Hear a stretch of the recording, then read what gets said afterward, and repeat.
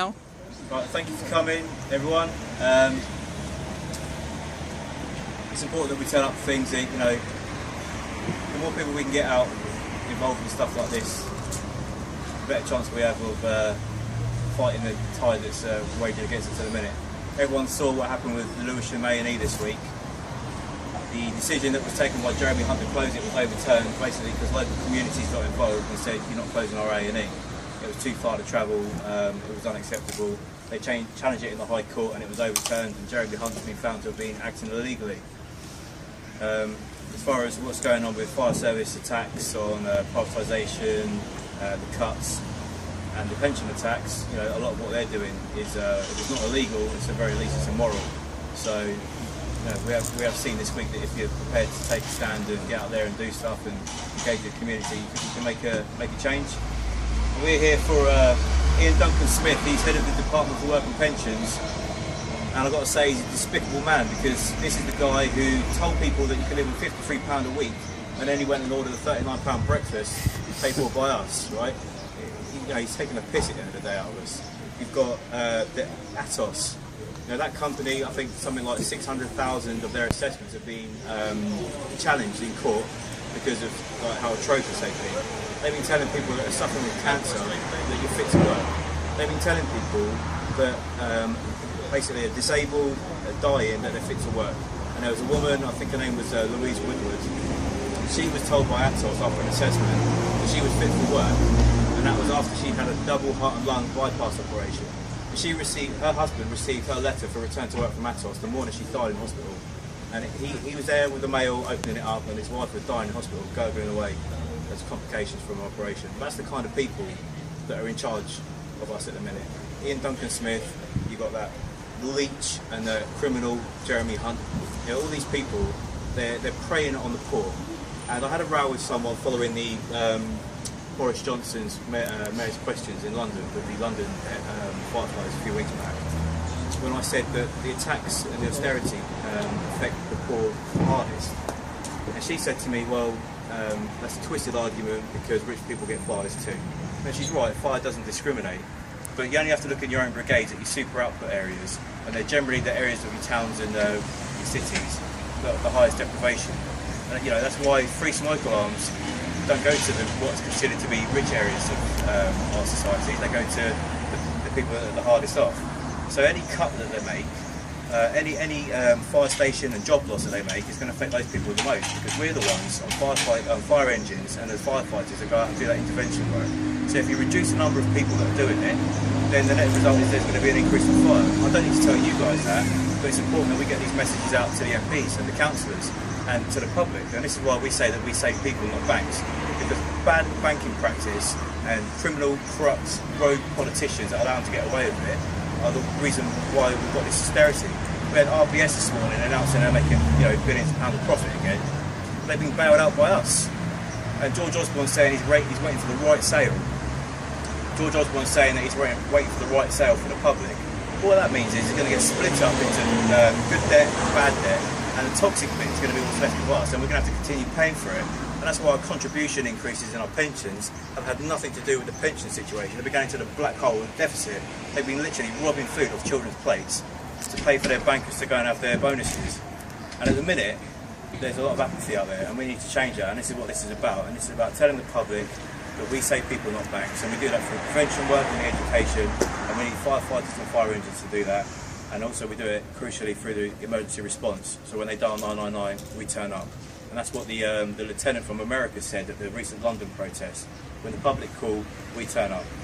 That's what we do. And another way of doing that, protecting the public, is by doing this, telling them that we are there to protect them from the austerity and the bad banking practices and the criminals that are in charge of us at the minute, by providing them a voice.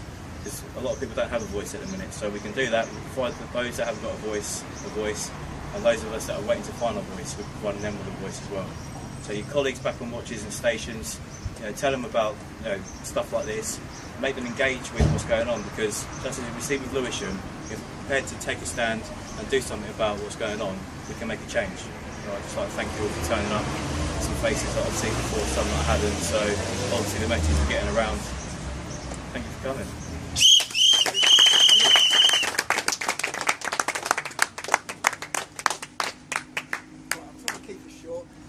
just want to say a little bit about pensions really. Obviously one of the key things that's going on in the fire service at the moment. Again, brilliant to come down in Essex, and unfortunately again we've got another MP who's not here. I'm not quite sure what these people generally do day to day, but they take quite a significant salary to well, I don't know, where is it? Where is Iain Duncan Smith? He's down the bank to draw on his £10 pay rise. It could well be, yeah, exactly. We might stand a bit more luck if we pop up with the RBS or Lloyd's. We might find him up there, maybe having a nice cocktail lunch with someone. But yeah, pensions. You know, I don't want to teach you to suck eggs, but we all know here how unjust and how fair the proposals from Brandon Lewis have been over this pension situation. He's asking you to pay an absolutely huge contribution rate at a time when he's also restricting your pay over a 4-year period. We've had 3 years of pay freeze, which is actually a pay cut when you take into consideration inflation, and then a minimal pay increase of 1% this year, which again inflation is well above. So that on top, he's then asking you to pay one of the highest contribution rates across the public sector and including the private sector as well. On top of that, the key point, he's asking firefighters now to work till 60. He fully well knows that his own report by Dr. Tony Williams proves that 2/3 of people won't actually be able to reach the physical requirement between the ages of 55 and 60. Now I know what Mr. Lewis's answer has been to this.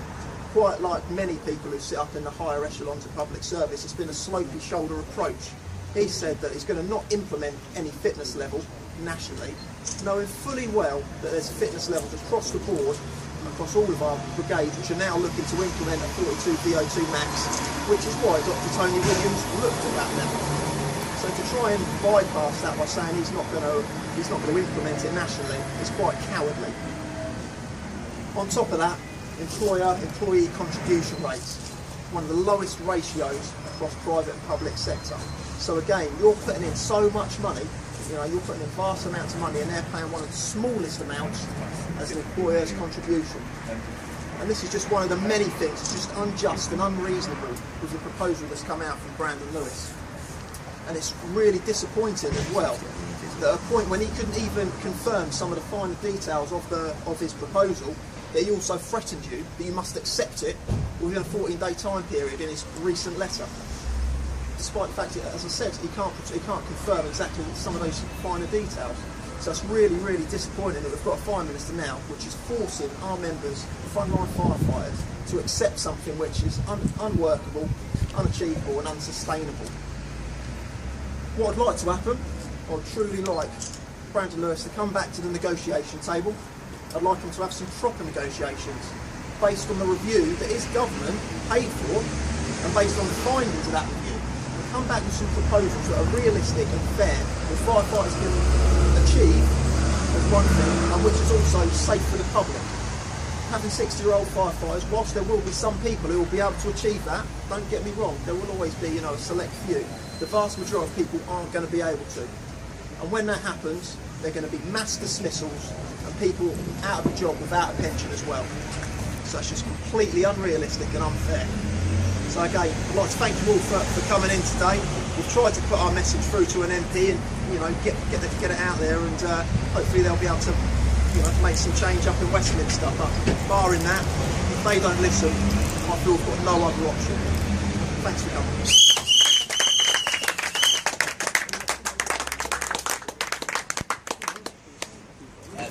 Yeah, lads, I'm not quite as articulate and as eloquent as the two lads who went before me, so I will keep it short. I just want to start in the same way. Thank you all so much, those of you who are here. I know some of you have been to every one that We Say People Not Banks has done. Some of you, this is your first time. Don't be too disheartened that IDS, Iain Duncan Smith, isn't here today.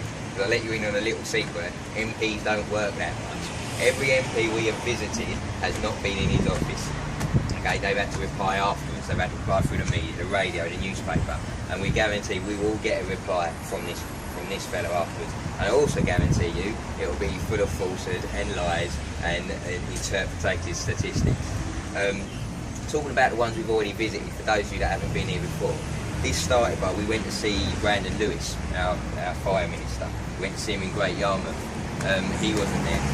He later replied, Again, he interpreted it completely different to how Cameron just explained it to you, as we expect.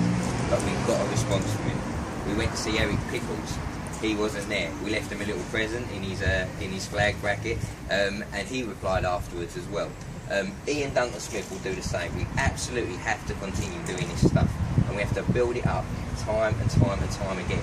And we're going to do this by you lot. Those of you that have got the fight in you, those of you who cared enough to get here today, you need to get back and you need to spread this message to all your workmates, all your colleagues, everybody that you work with.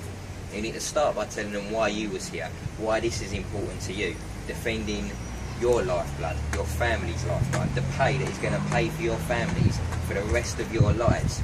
This man and his cronies, these privileged group of Eton schoolboys are taking that from us.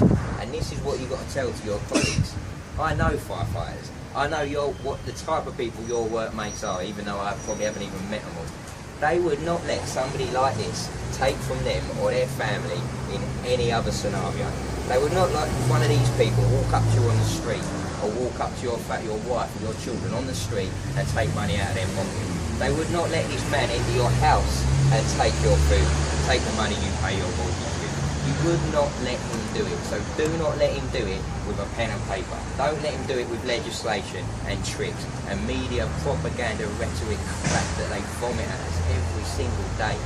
These people need to get involved. I know they've got the fight in it, we hear it. We just need to harness it and we need to engage it. But Jamie touched on it. Whilst we do this, while we protect from these ideological cuts to the fire service, privatisation of the fire service, cuts to our conditions, cuts to our pensions, all them plans are written on the basis that we aren't going to fight back, that we're just going to kneel and comply. And you know why? Because these people make their money from attacking the vulnerable. They make their money from attacking the sick and the elderly and the young. And so far they haven't had enough of a fight back. And we as firefighters are in this job for a certain reason. And we all have a commitment that we protect our communities and we protect the vulnerable. We protect the people who can't protect themselves and we protect the people who maybe won't protect themselves. As Jamie said, the people who are still looking for their voice. We will give them that. So we will give them hell over our pensions, our conditions, our service. And it is our service, it's not theirs. But at the same time, we're going to use this to fight for the people who can't fight for themselves. The tax on the disabled, the tax on the NHS. We have a duty. We have a duty to stand up for their people. Now, I say he's used to attacking the disabled and the elderly and those on welfare and the vulnerable. This time, he's picked to scrap the firefighters. No, by our nature, it's in our name, it's in our nature, we are fighters. And we ain't going to kneel, okay? We will show him that for once, this body has got to get used to someone swinging back for a change. And we're going to protect all them vulnerable people around us at the same time. And Jamie touched on it as well. Look at Lewisham. If people say to you it's not worth it, people stood together and they turned round Lewisham. And that is what we can achieve. Okay, so please, please, please, next one, all bring one more person, two more people with you. And I guarantee you, I said it before, we will turn this around. We will. Okay, and remember, we say people, thank you very much.